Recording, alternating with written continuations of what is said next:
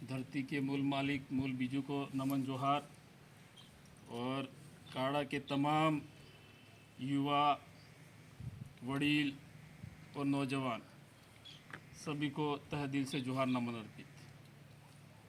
देखिए, अभी भाई साहब ने बताया कि क्षेत्र में बहुत सारी कमजोरियां हैं, लेकिन कमजोरियां हमारी वजह से ही हो रही है। कहीं न कहीं हमेशा हम कहीं पर भी स्टेज पर जाते हैं, बार बार आपको हमेशा कहते रहते हैं कि जन जागरण में हम बड़ी बड़ी बातें तो करते हैं, लेकिन जहाँ तक मेरा मानना है कि आप संविधान को पढ़ते नहीं हो। बार बार मैं कहता हूँ आपको कि संविधान को पढ़ा करो। अभी आप यहाँ इन्होंने बताया कि छोटे छोटे बच्चों को बाहर काम पे लेके जाते हैं। देखिए, भारत के संविधान में बहुत सारे प्रावधान किए गए हैं। जब तक आप खुद नहीं जागोगे आगे बुला दो, तब तक संविधान भी कुछ भी नहीं कर पाएगा। आगे आ जाओ।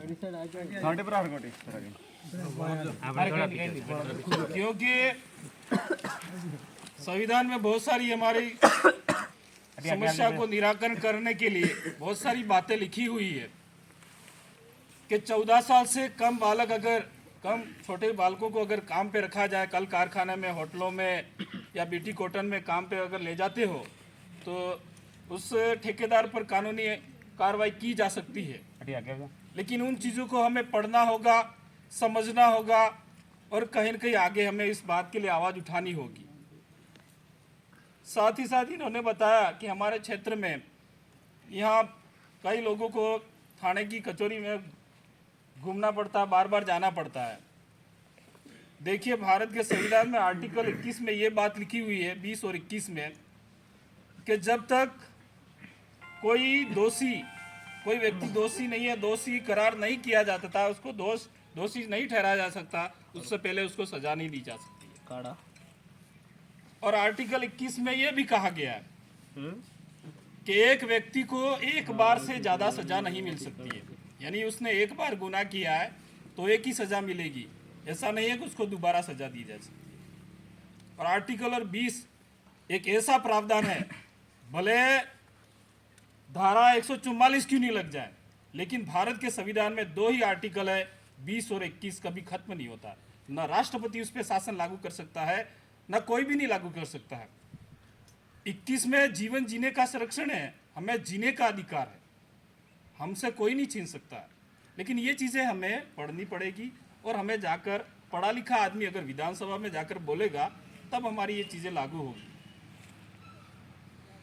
रही बात आर्टिकल 16 में यह भी बताया गया कि विधि और कानून के समक्ष भले महिला हो भले पुरुष हो, सब एक समान है, न कोई छोटा है न बड़ा है। भले करोड़पति हो भले गरीब हो, सबके लिए एक ही कानून लागू होता है। लेकिन क्या है, हमारे नेता अनपढ़ जब जाते हैं ना, 8वीं 10वीं पास लोग, इनको पता नहीं आर्टिकल 14 है क्या। हमारे एरिया में ये देखा जाता है, जो पूंजीपति लोग हैं, जो पैसे वाले लोग हैं, वो थाने में जाकर पैसा देके छूट जाते हैं, और हमारे गरीब आदमी है जो वही रुक जाता है, क्योंकि आर्टिकल 14 का सही पालना हो ही नहीं रही है। अगर सही धरातल पे पालना हो जाती है तो हमारे लोगों को ये कोर्ट कचहरी में जाने की आवश्यकता नहीं है। 14 में कहा गया समानता, सबको बराबर अधिकार है। भले आदमी हो भले औरत हो, बराबर सजा मिलेगी, किसी को कम सजा नहीं मिल सकती। तो इस तरह से बातें बहुत बताने जैसी हैं भाइयों, लेकिन हमें पढ़ा लिखा, होनहार, काबिल और विधानसभा में बोल सके ऐसा आदमी अगर भेजेंगे तो कहीं न कहीं ये जो अधिकार है हमारे लागू हो सकते हैं। हमारे जगदीश जी भाई पांडोर के छोटे भाई जो दिनेश जी पांडोर हैं, जो पढ़े लिखे, होनहार, काबिल और संविधान के बारे में भी जानकारी रखते हैं, अगर ये दिनेश जी पांडोर चाहते हैं तो कहीं न कहीं ये बातें विधानसभा में रखेंगे तो हमारी समस्या का उजागर हो सकता है। अगर इन बातों को ये भी नहीं रखते हैं तो हमें उनको कहना पड़ेगा, उनको बताना पड़ेगा कि हमारे हक और अधिकार हैं जो हमारे लागू करवाने होंगे आपको, तब जाके हमारे हक और कानून लागू हो सकता है। तो मेरा तो यही कहना है कि भारत आदिवासी पार्टी के तौर पर हमारे जगदीश जी मन्नारे के छोटे भाई दिनेश जी पांडोर उम्मीदवारी जता रहे हैं, उनको भारी मतों से विजय बनाकर अगर विधानसभा में भेजते हो तो कहीं न कहीं ये हमारी बहुत बड़ी बड़ी समस्या है, उसका निराकरण हो सकता है। और उनको जिताने के लिए हमारा एक प्रतीक चिन्ह दिया है दिल्ली सरकार ने, गेड़िए और बोल का चिन्ह दिया, उस पर बटन दबाकर विनय दिनेश जी पांडोर को हमें विधानसभा में भेजेंगे तो हमारी समस्या उजागर हो सकती है। इसी बात को मैं विराम करते हुए अपनी बात को ये विराम करता हूँ। जय जोहार, जय प्रकृति, जय भील प्रदेश, जय कुदरत।